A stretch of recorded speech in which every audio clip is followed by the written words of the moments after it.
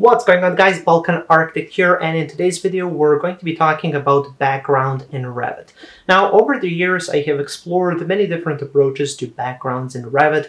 I've made some tutorials here on YouTube, and today I thought I might take a different approach. So I saw that many of these real-time rendering engines create some sort of a sphere around your model, and it's kind of an image that's 360 degrees all around, and the idea is it doesn't matter which angle you make your camera be in, it's still going to show some background there. And I thought this is really cool, but what if we try to figure out an approach for people that don't have access to these real-time rendering engines but still want to have that 360-degree background for their models? So I have developed an approach using a wall that's part transparent, part tree line, but you can use a cityscape or something like that, and it can be a really cool approach for your background in Revit, and that's what we're going to be doing in today's video. We're going to be using a little bit of Photoshop in the beginning, and then also Revit, of course, for the main for the main task. Now, before I get in all of that, if you would like to explore Revit really in depth, I take the extra time of exploring everything completely and thoroughly on my website, balkanarchitect.com. That's going to be the first link in the description, just below the video. And there I have both beginner, intermediate, as well as advanced level courses that cover numerous Revit topics. Also, if you would like to get access to my Revit project files, like this file that we're going to be creating today, as well as all of my other Revit project files, those are available on my Patreon page. That's going to be the second link just below the video. Also, make sure to subscribe, like, and share this video. It helps me out a lot with the YouTube algorithm. And without any further ado, let's get straight into Revit. And here we are in Photoshop. This is where we're going to be starting off our tutorial. So first you want to find the image that you're going to be using. I found this vector style image of a tree line. I think this looks perfectly fine for our project. So let's first go ahead and crop this image. So I'm just going to make it smaller here on the bottom, just like that. There we go, perfect. And once we have something that looks like this, I also want to make it kind of greener a little bit. So let's go here to adjustments. I'm going to add a color lookup adjustment with this Tangerine green color, and this is what that looks like. I really like it. Maybe just change the opacity to kind of half that or something like that, just to make it a little bit of greenish. Anyways, once you have the image, you need to save it, of course. So let's go here to File, Save As, and I'm just going to be saving this as a JPEG. So let's just call this one the tree line, perhaps. Save it at a maximum quality, click OK, there we go. Now that's not going to be enough. You also need to have your your mask, which is going to be, well, masking this off. So to create that mask, what I like to do is go here to Select, and then let's see, Select. So make sure to first select the background layer, go here to Select and go to Color Range, select this white color, and there we go. Now you can control the fuzziness like this. I like to go somewhere here almost halfway, just like this, click OK. As you can see, that's going to make a selection. Next you want to go ahead and create a new layer, bring that one above, and now we can just use any of these selection tools, right click, fill, and then let's fill that up with a black color. So once we have that, the next step is going to be to just go back here, add a new layer, just like this, and we can just deselect this, select everything now, right click, fill, and then for this one we'll go with white. So this is what that image is going to look like. So you want to go ahead, save this, and this will be called our mask. Okay, so once we have this, we can go into Revit, and we're going to be using this for our project. And now we're here in Revit. So this is the project that I'm going to be using. If you would like to see a complete course, a 5-hour course on how to create this and produce all of the technical documents that go along with the project, such as this one, I do have that on my website.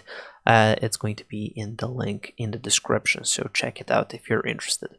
But anyways, let's take a look at how to create our background image that goes all the way around our model. So what you want to do is you simply want to go here, and let's just switch here to the floor plan view, and then also I'm going to go here into properties, and I'm just going to uncheck crop view, so we no longer have this crop all the way around. So I'm just going to uncheck that. There we go, perfect. And now it's time to create our our background. So for that, we're just going to be using the wall. So go here to wall. For the top constraint, I'm just going to unconstrain it or unconnect it, and then set this up to, let's try 1000, and then hit apply.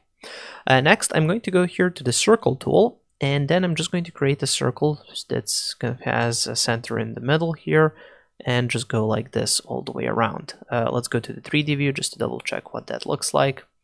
Okay, we can make this just slightly larger, so let's try 3000. There we go, perfect. Okay, so once we have this wall, it does make sense to change its type. So let's select it, go here into edit type, duplicate, and let's call it our background wall. Okay, next for structure, let's change the structure to 1 centimeter thickness. Let's go into layers, open this up to open up the material editor, and this is where the magic is going to happen. So what you want to do is create a whole new material out of scratch by going here to create and duplicate materials. So just go here to create new material, and this is what that's going to look like. Next, all of the changes are going to be here in the appearance tab, so let's switch here to appearance, and that's it. So now here we just need to load in our images, and we should have our background. So first, for the image, let's go here into search for images and just find that image on your computer. And here you can see I have that image, so I've just loaded it in, and then we have to make some adjustments to the image. So open up the menu here, and then let's go to edit image. And here, if I just make this smaller, there we go. Okay, so for the for the scale, you want to change it to something larger. I'm going to type in 3000 centimeters.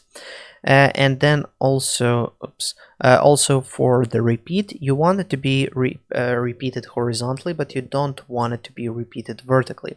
So just here from tile, check that to none. Click done, and then here for this little preview, what I like to do is change the scene to something like a wall, and that's going to look like this. That's perfectly fine.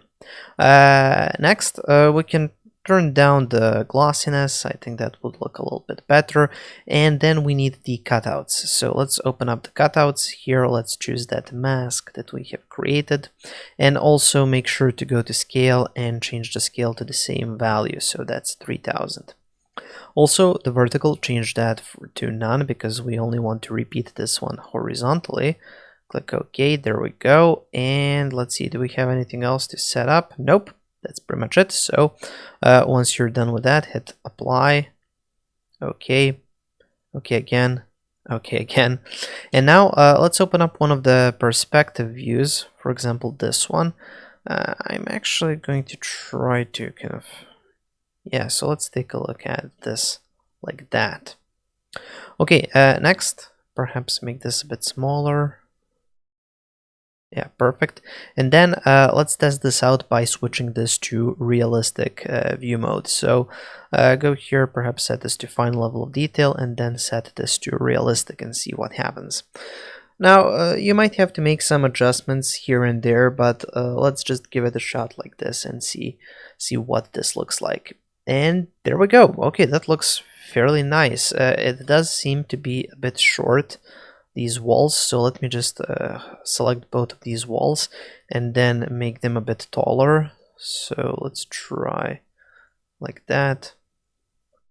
Okay, we need to make them even taller, or for example, something that you can do as a possible solution would be to select the wall, go here into edit type, go into structure, go there into edit, into material, edit material, and then finally here at appearance, we can go to the image. So open up the settings here and go to edit image, and then instead of 3000, let's try 1500. There we go, done. And then you have to repeat that for your mask image, so don't forget that. Any change to dimensions or anything that you make for the main image, you have to repeat those settings here for the mask image. So let's try 1500 there, done, apply, okay. Okay, that looks much better, so I'm quite happy with that. As you can see, now the kind of the whole thing looks a lot better. And here we have this, as you can see, this part where it breaks from one to the other, it might give you kind of an uneven result. So let me try to just rotate the whole thing by 30 degrees. Okay, so we've just moved it out of the way basically, so it's kind of here more hidden back. Let's try that again. Just another 60 degrees, just to make sure that it's out of view. Out of view, out of mind. Anyways, so now once this is kind of going all the way around, we can test out what that would look like in a rendering. So let's just go here to view, go to render, and here I have my rendering dialog. So here for rendering, let's set this to medium, perhaps set it to 1500 dpi just to make the image a little bit smaller. The backgrounds can be just a few clouds, and let's hit render and see what Revit comes back with. So as you can see, it's a lot nicer way to add a background than using an image. It can look a bit more realistic, even though this is kind of an unrealistic image that we've used. It still does a fairly good job of creating a background, as you can see from this. And then more realistic images that you use, the better it's going to be. So I just suggest you find some really high quality images, or maybe make a collage yourself in Photoshop and just repeat that, and it can look really good, and you can have a nice little background for your projects. So there you go. That's how you can use walls and some material manipulation in Revit in order to achieve this cool background effect. So I hope you have enjoyed this tutorial. Again, as I said, if you're interested in getting this course, check out my website, balkanarchitect.com. That's going to be the first link in the description. If you want the project file from this video, for that you can check out my Patreon page. That's going to be the second link in the description. And yeah, that's pretty much it. Make sure to subscribe, like, and share this video. Tell me in the comment section below if you have any questions, comments, or suggestions for any future tutorials, and I'll be back in a couple of days with another Balkan Architect tutorial. Thank you for watching, and have a nice day.